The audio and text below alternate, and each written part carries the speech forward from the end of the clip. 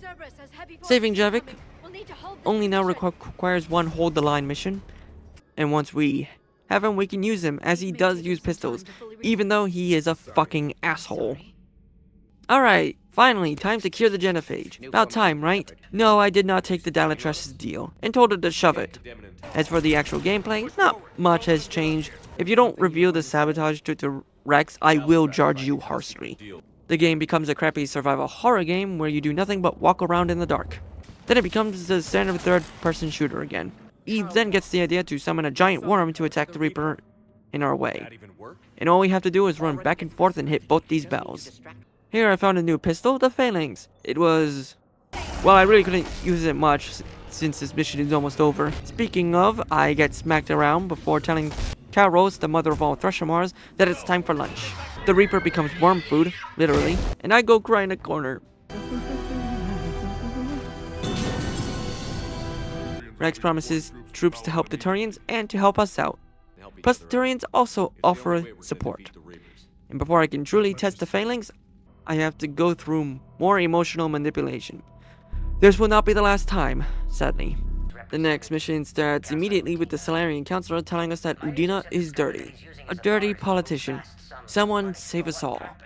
On the way to the Citadel, we noticed it was very full of Cerberus troops, and I finally get to test out the Phalanx. While it was good, it was not as satisfying as the Paladin. We go through a Cerberus asshole to talk to Bailey here, who tells us Cerberus is here to stop a rich friend from being prosecuted. He's also here to kill the council. 2 birds, 1 stone, I suppose. Here I found the Talon pistol. I later gave it to Javik, I think, because I thought it fit his personality. Okay, whose OC is this? For real though, this whole segment is stupid, and I'm gonna skip most of it. Except when Thane takes it. Cerberus flips out at our progress. Annoying little burgers. Hold still. We find Udina and save both Ashley and the council. And Mass Effect 3 almost makes up for Kai Lang by allowing us to finally kill Udina. Not entirely though. But we do use a pistol in this cutscene, so it doesn't count as a failure. While I won't be going over every side quest, as I said before, but I did make sure to say goodbye to Thane, helped say goodbye to his hubby, made sure Kelly lived, and I got a few war assets from Balak here. Before I left the Citadel this time, I grabbed Ash. While I can't use her, I could unload my barrel. Oh come on, you knew a dirty joke was coming. To save Miranda, you need to talk to her here, as well as later give Alliance access codes. Unfortunately, Zaid dies, because I couldn't use him in the previous game. Which also means I have to choose between saving a colony or getting a bombing fleet. I chose the colony because I'm a good boy. Speaking of being a good boy, my next mission is to rescue Jacob. Oh, you forgot who he was, didn't you? He's the first squad mate you get in Mass Effect 2. But since I was able to do his loyalty mission, he is guaranteed to survive here if you save him. Turns out he's helping a bunch of ex-Cerberus scientists escape, and all we have to do is clear the way for them. And here, I found the Carphanex. While it starts off as level 1, it quickly became my favorite pistol to use this entire game. In fact, I rarely changed it out. Only once, by accident, did I change it. Now, there are turrets in this mission, but I don't use them. Double kill. Headshot. One more shootout, and we save, what's his name? Oh, well, it don't matter, because he stays in the hospital lobby for the rest of the game. Thanks for contributing to the war effort, Jacob. Speaking of people who will contribute to the war effort, we investigate a fancy prison for genetic Asari mutants called Ardakyachi. We come across Samara, plus our first Banshees. Boy, am I glad I'm playing on normal. These things are a bitch to deal with on Insanity. We find one of the Ardakyachis, but now we have to find the other one. We simply do a tower defense again, and we let Rila here sacrifice herself. Now, in order to save Samara, you simply have to hit one Paragon QuickTime event. Now it is time to deal with the Quarians and the Geth, where we get Tali, the best girl we'll never see naked. Unfortunately, as I already chose to stay with Ash this run. So I turned Tali down, to the shock of all of you. Anyways, I ended up having to go through the Dreadnought twice, because I forgot in order to rescue Admiral Course, you have to use this turret. And my last manual save was an hour ago. And none of my autosaves would take me just before the mission. Honestly, this part is on me because I forgot about the turret section. Okay, to the Dreadnought. This is where we are given the arc pistol by Tally. Speaking of, Tally is required, but thankfully she can use a pistol. I gave her the arc pistol mostly because I thought it fit. We rescue Legion, and as we fight our way out, Garrow tries to blow up the ship we're on. Sadly, I can't punch him afterwards. And now we are given two side missions. One to disable the Geth fighters by entering the Matrix of all things. And the other is to save Chorus. I initially tried to save Chorus by just waiting, but that didn't work. Even when I put the game on story mode, it again didn't work. That's when I loaded my last manual save. As for entering the Geth Matrix, well, I'm only doing this for the XP and war assets, plus I don't think using a digital gun counts when using it on digital tentacles. But if you disagree, let me know. But after doing the Dreadnought again, I had a thought. See, I don't need to kill the enemies with a turret, correct? I just need to survive long enough. So, if I use the turret to shoot the missiles down, then I'm not using the turret as a weapon. I'm using it as a tool. So, I put a manual save just before Chorus, so I didn't have to do the Dreadnought a third time, and played as normal. When I got to the turret section again, I tried shooting down the missiles. While it did work, eventually though, I just could not shoot down enough missiles to rescue Chorus. I'm sorry, Chorus, your 75 war asset score will surely be missed.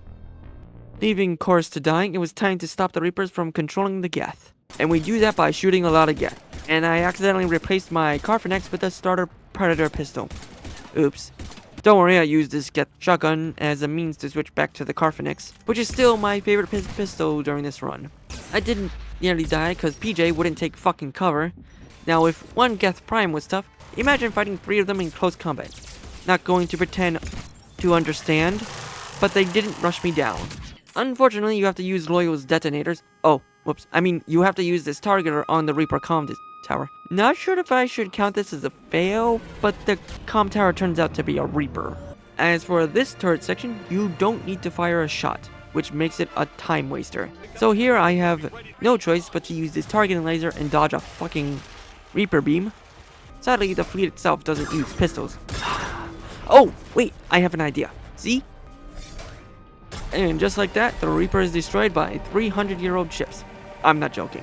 And this part is going to suck a lot. You see, I couldn't complete Legion's loyalty mission, meaning even if I had saved Chorus, I can't bring peace to the Quarians and Geth. Now, I would side with the Geth under normal circumstances, but they will all be killed with the ending I am going for. So to save as many as possible, I need to side with the Quarians. And that's one more companion dead. On the bright side, I used a pistol to keep to the rules. I'm a monster. Yep, all the Geth are gone and we just aided in mass genocide. Back on track, the Asari counselor asked us to meet in Odina's old office. Great and all, but I need to kill some Cerberus and Reaper bastards first just to make myself feel better. The Asari counselor tells us where to look for the catalyst so we can finally finish the Crucible. And it's on Thessia. Thankfully, we can ignore the commander's pleas for us to jump on the turrets. I was worried the game was going to make this part too difficult to complete without the turret, but my fears ended up unfounded. I can then play as normal, running out of ammo at the most inopportune times as possible. Actually, this time wasn't my fault because the game assumed I used the turret, so it didn't give me any ammo. Thank my companions for killing one, took them long enough. The rest of Thessia mostly looked like this. Until we got to the temple and started the first Kai Lang boss fight, and he didn't last 5 seconds between each phase. I would make a his poor girlfriend, but that assumes any woman would ever sleep with this creep. Lasting 5 seconds makes a lot of sense now. Doesn't matter as we still lose because of cutscene bullshit. With us losing Thessia, we track Kai Lang to his hidey hole in Sanctuary. Heading there, it becomes clear that this place is not a safe harbor as advertised. We find Miranda's messages, and thanks to informing her about Lang, she survives this. Turns out Mr. Lawson was turning refugees into husks so they could find a way to control Reapers.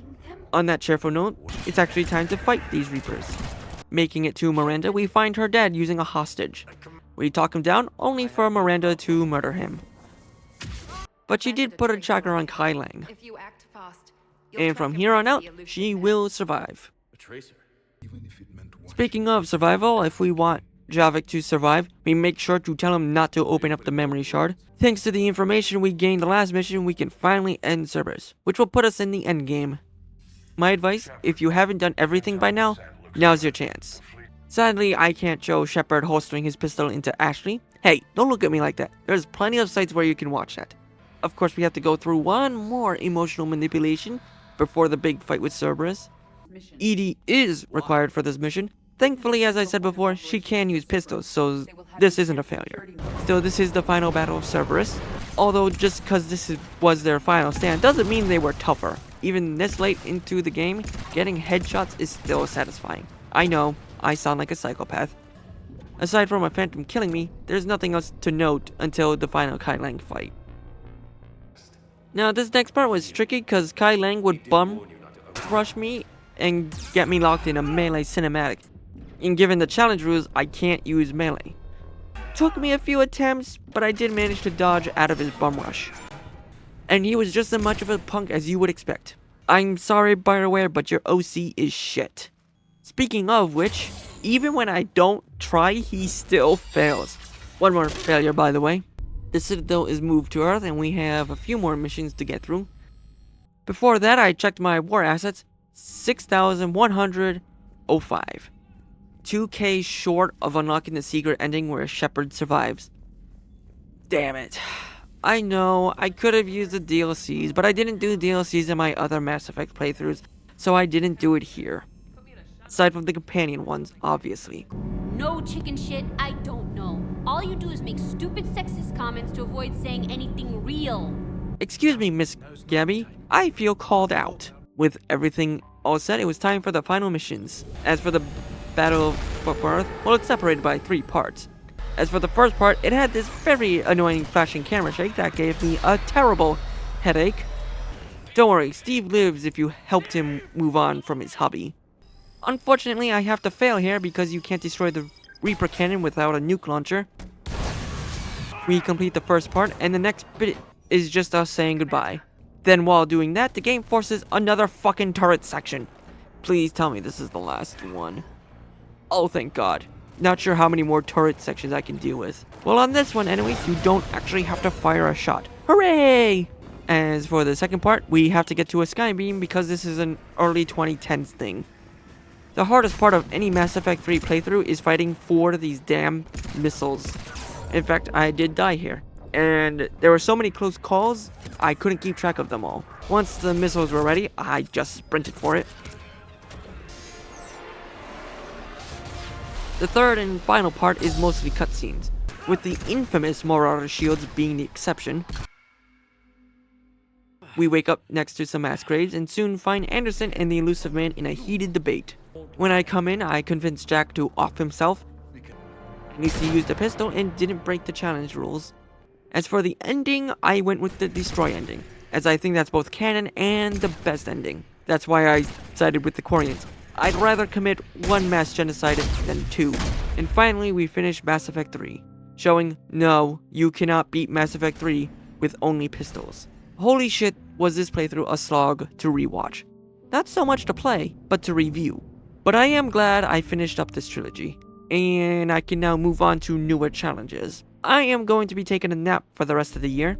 I've been your host, Michael of Rolling a Double 20, and I'll see you next year. Have a Merry Christmas, and don't break your New Year's resolution so quickly. Thank you for watching.